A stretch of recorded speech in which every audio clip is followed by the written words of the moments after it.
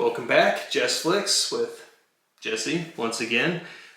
Going back to the roots here, guys. I know my channel has been a bit sidelined with music video reactions. It was just something for me to do to keep this. I mean, I enjoy doing it, but I want to keep the channel alive. I've been very busy.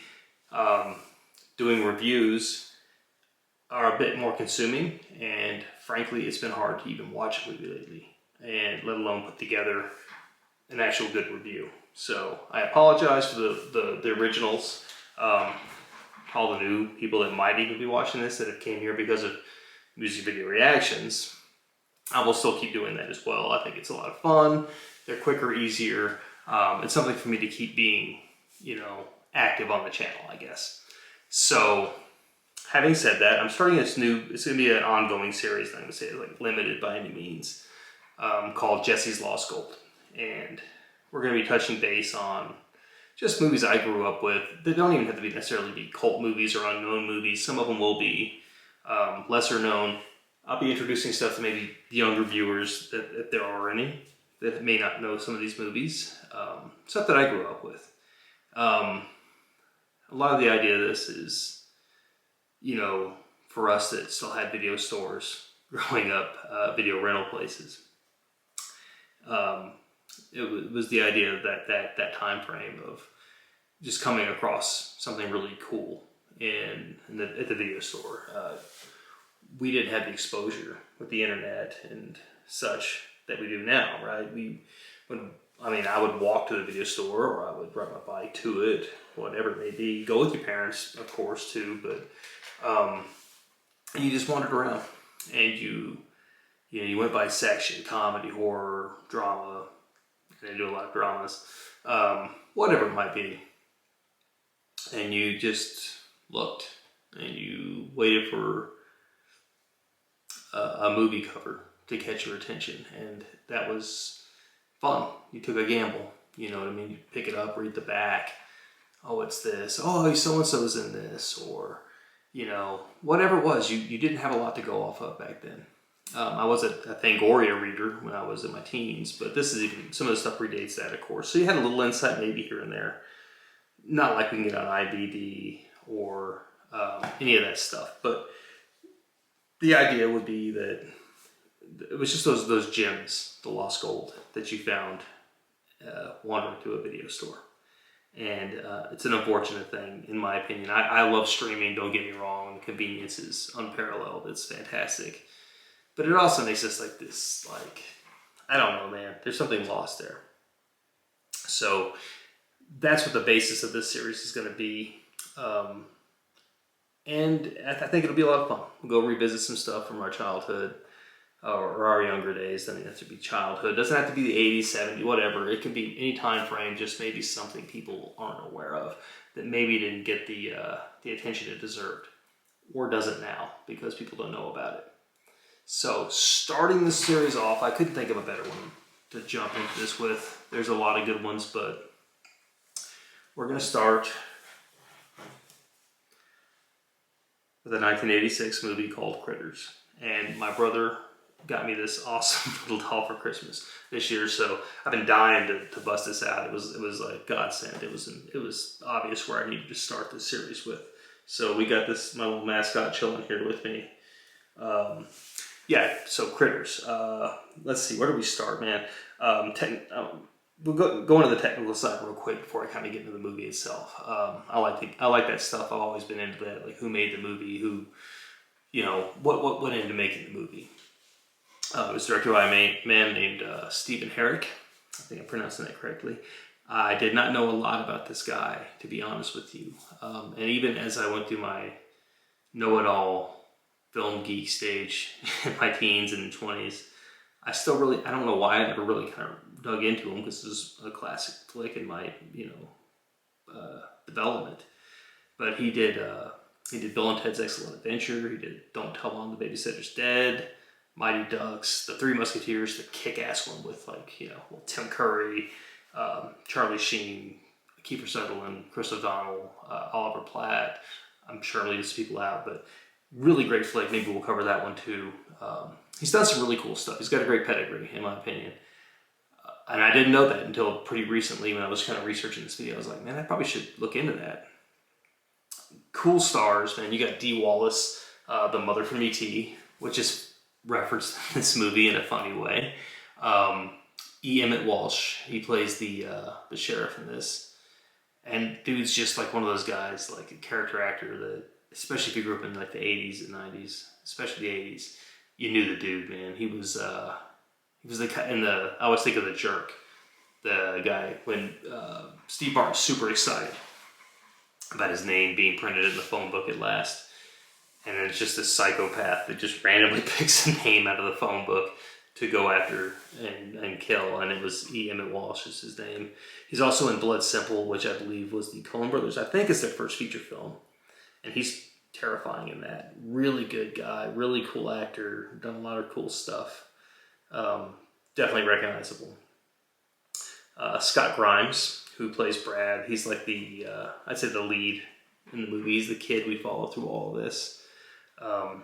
He was in a movie way back in the day. I think it might have even been like a TV movie called Frog. And it's this, nerdy kid who gets this frog that he wanted from the pet store. It's a big bullfrog, but the frog can talk to him. And he kind of, it's like, is it Cyrano de Bergerac? I know I'm pronouncing that shit wrong. And I could be totally wrong. But he helps the kid with the girl he likes. Gives him advice and stuff. And it's really, goofy, cheesy 80s TV movie. But I remember Scott Grimes from that. Before I think I'd even seen this because it was more of a kid's movie. And of course, as of late, he is the voice of Steve Smith on American Dad. Up, Mom, get me chips! Which is great. And they've actually poked a lot of fun. Not a lot, but I remember one particular moment on American Dad where they actually did the... Steve Smith was talking about, like, we're going to have a sleepover with the total crap fest of movies, Critters 2, and really funny, little side note there. I believe this was Billy Zane's first feature film. I'm pretty sure, correct me if I'm wrong. And he plays this, the daughter's boyfriend, and he's this total yuppie who doesn't fit into the farm kind of setting that the movie takes place. We have Don Kiethoefer, I believe I'm pronouncing that correctly, who plays Charlie. He's like the farmhand and drunk, and just really kind of, in my opinion, steals the show. He's a recurring character throughout the series, the Critters series.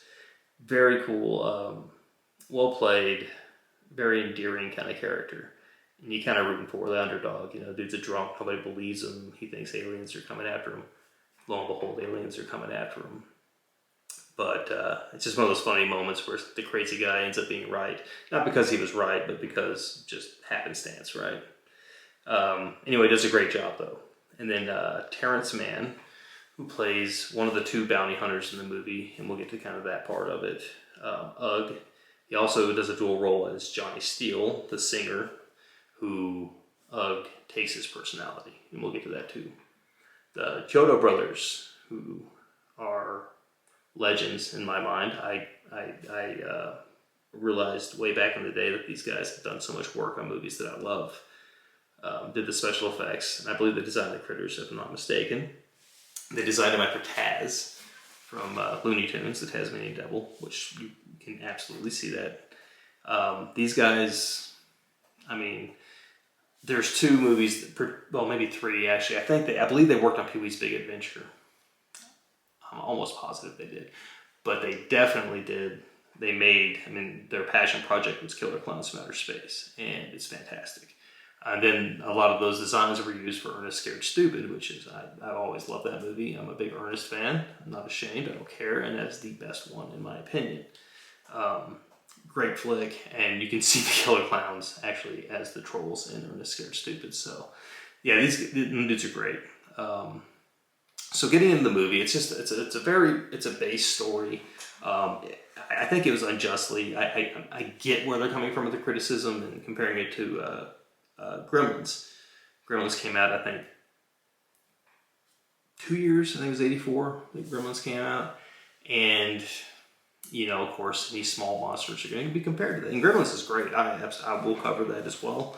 I love Gremlins. But it's a very different movie, aside from the little monsters. They're not cute, cuddly. I mean, they're kind of cute in a funny way, but they're mean. They're mean-spirited. They're little evil shits. And yeah, it's apparently it was written before I think Gremlins even went into production, from what I've read, and it's just cool, man. It's just this small town horror movie, and I love those. Those were my favorite growing up. Kind of grew up in a small town. We would go back and visit on summers once we moved away. And any other time a movie took place in that kind of setting, it really, obviously struck home. So I dig it. The critters themselves are, well, they're pretty, I mean, they're funny. They're little fur balls. They are quite, well, but they actually literally roll into a ball and roll around, and that's hysterical. And they're faster that way, so it's kind of funny and kind of scary. They also have these little quills that pop up, and like a porcupine, just a couple of them, and they can shoot them out like little darts and paralyze you. And then they can eat you at their leisure, right? So there was some really cool creative stuff that came up with this, and just the setting, the tone, the pace, everything moves along at a clip. The movie's not very long. I didn't write down how long it was. Forgive me. It's not too long. There's no fat. There's no BS. Everything kind of plays its own, it works. It works in the structure of the film. It works on moving the story along. Is it groundbreaking? Is it anything insanely different that we haven't seen before? No, not necessarily, but it's a lot of fun. And they did a really good job with it. The effects are fantastic. I love the practical effects. I mean, this is the 80s, 86. We didn't have CGI for everything. They had to make the shit work. They had to make it work on the scene. The bounty hunter stuff, there's some cool visual effects mixed with practical stuff, because they morph. And that's really another cool moment and thing they put in this movie is the critters themselves are like escaped from this space prison. They end up crashing on Earth, and they're hungry. They're little evil, hungry locusts, basically, right? They just eat, and that's it. And these bounty hunters are dispatched to chase them down. These bounty hunters are also aliens, but they're formless. They're like these clay-faced looking things, and then they can take on whatever they need to. They're intergalactic, right? So whatever planet they go to, they can shapeshift, and what a cool touch, And they got these huge cannons, and yeah, lots of fun. So, I mean, yeah, just a really well put together, really, really fun flick, man. That's all I can say. I don't want to drag this out. I'm not going to ramble on to the entire movie. It's one of those cool, I call it one of those gateway horror movies. This is one you could show to your young teens, even probably young. I think I was younger when I seen it. I know I was younger when I seen it the first time. It's not going to scar you for life. It's not overly gory or overly violent. Not a lot of foul language, sex, stuff like that. I think there's 2 deaths in the movie, and they're nothing to write home about particularly. They're effective, but they're not awful. They're not going to mess you up. Nothing you wouldn't see on TV today. So this is one of those ones, if your kids are having a Halloween sleepover or something like that, throw this on for them. This is a cool one. This is a fun one.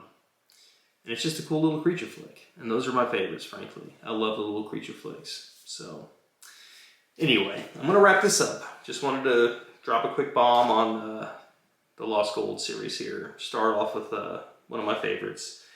I'm not trying to spoil a movie or anything. It's an old movie, but if you haven't already, check out Critters. If you have seen it, please let me know down below what you think of it.